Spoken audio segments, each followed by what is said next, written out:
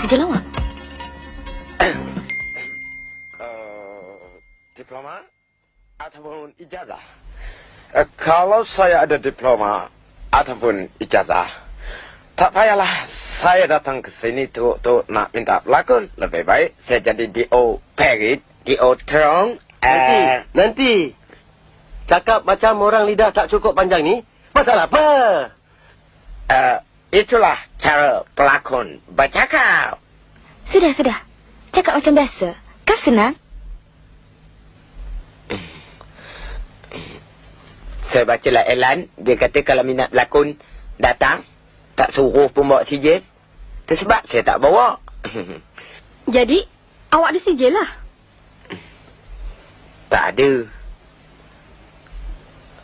Apa pendapat awak selaku casting director? Saya rasa... Saya selaku penulis skrip.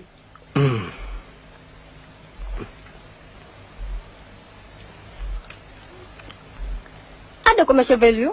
Ada talent.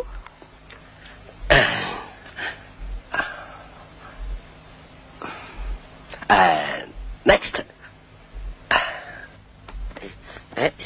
Macam mana Encik? Dapat ke tidak? Saya penat nak ke jauh Encik. Dari kampung datang Encik. Numpang lori.